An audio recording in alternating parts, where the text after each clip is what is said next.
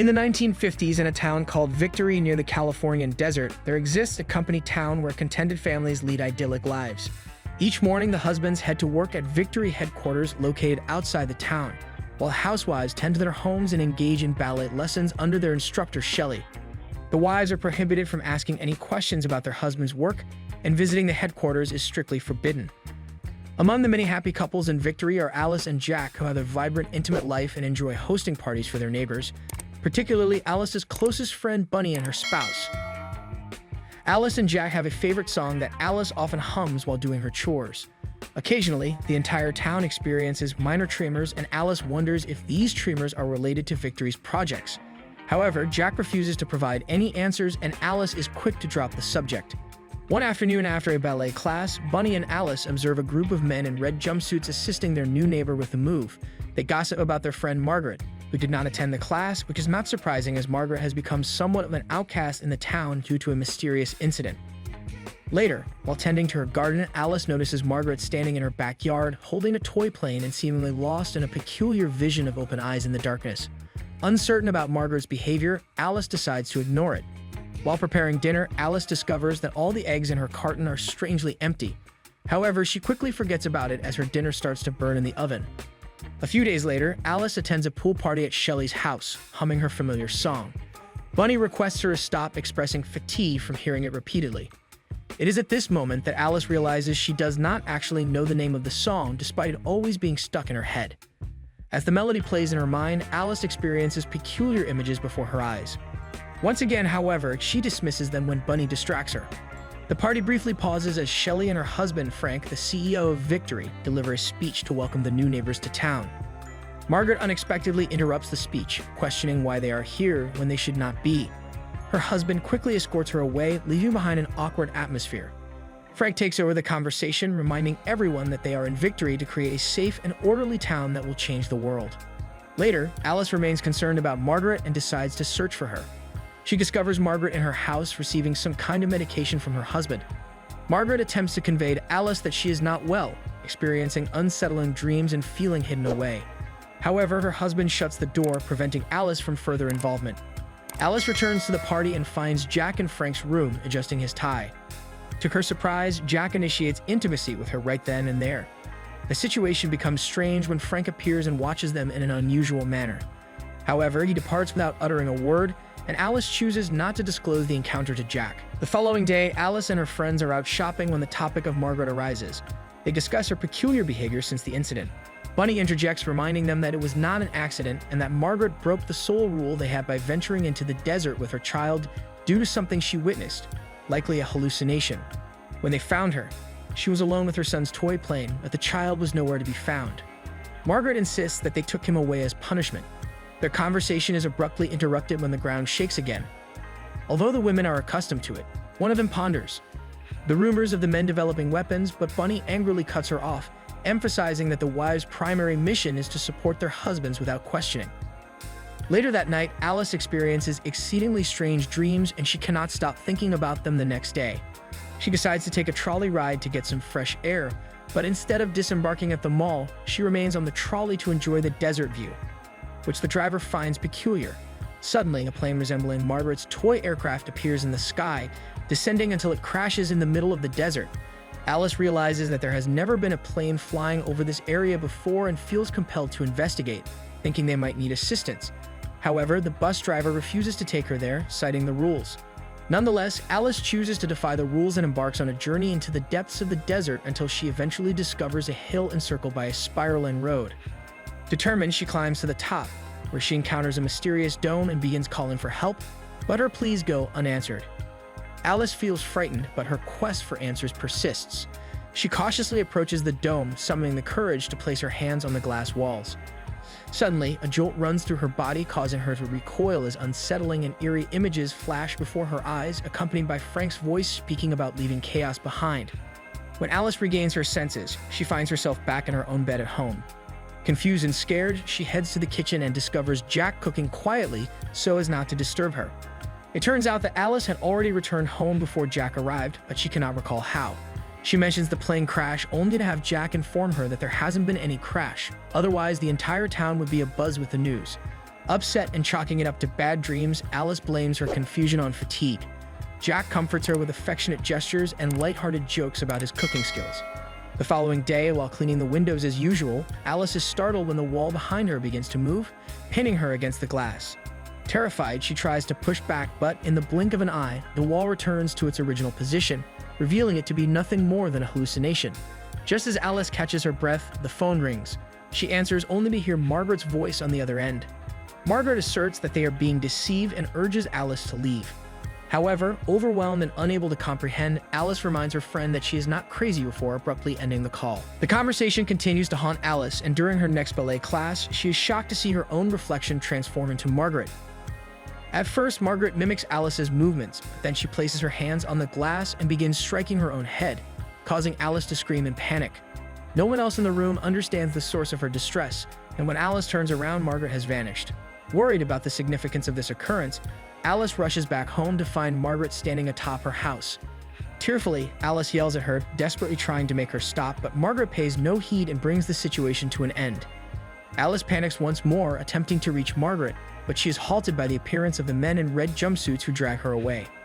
In the evening, Alice attempts to recount the events to Jack, but he dismisses her claims, citing Margaret's husband's assurance that everything is fine and attributing the incident to an accident while Margaret was cleaning the windows.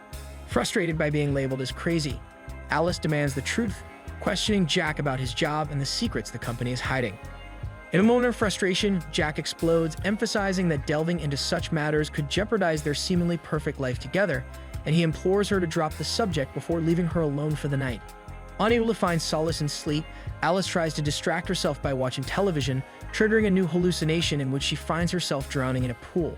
The sensation resembles the way the wall confined her earlier, but before she can grasp its meaning, she blinks and finds herself standing against the window, as if attempting to escape. The next morning, while wrapping up leftover dinner, Alice loses control over her hands, which involuntarily wrap part of her body. After a few seconds, she snaps out of it and removes the wrapping, taking a deep breath as she finally acknowledges that she is losing control of her mind. Moments later, Jack brings Dr. Collins for a checkup. The doctor attributes Alice's condition to stress stemming from the shock of witnessing Margaret's fall.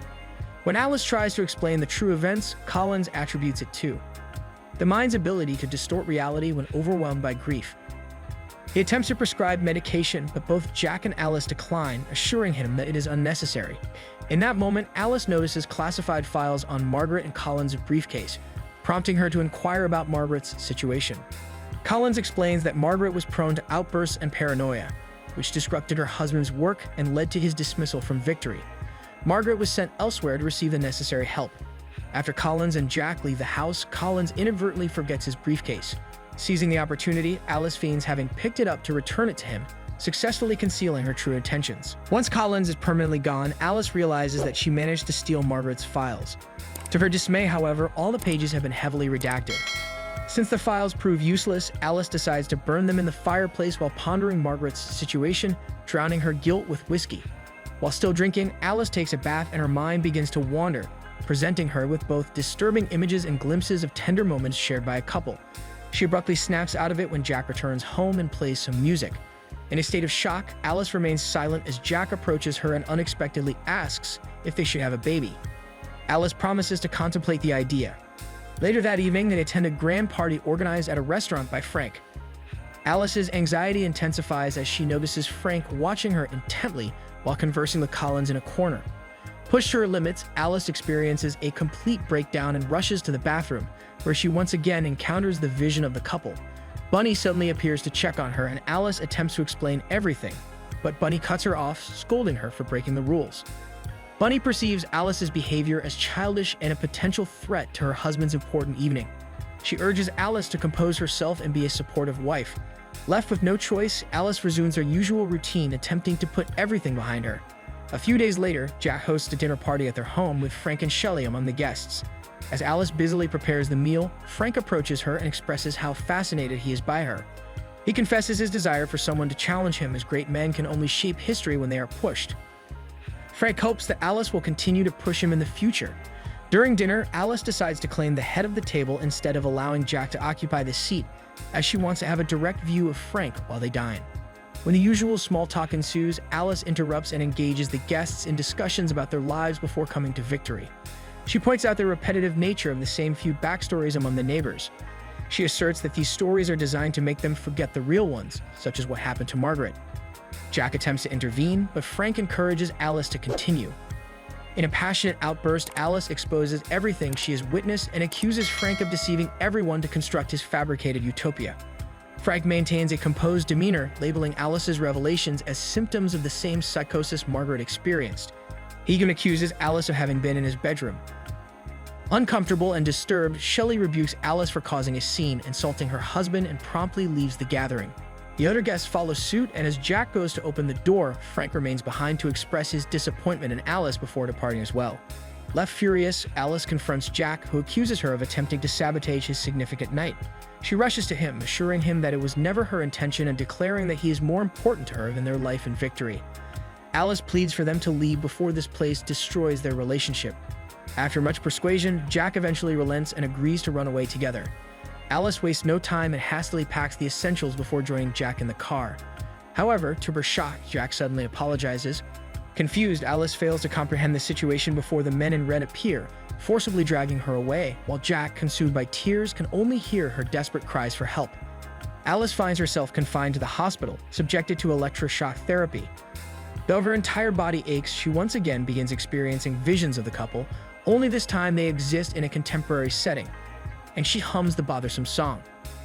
In this alternate reality, Jack has lost his job, but Alice reassures him, mentioning that she can take additional shifts at the hospital where she works as a doctor. However, the burden of double shifts begins to take its toll on Alice.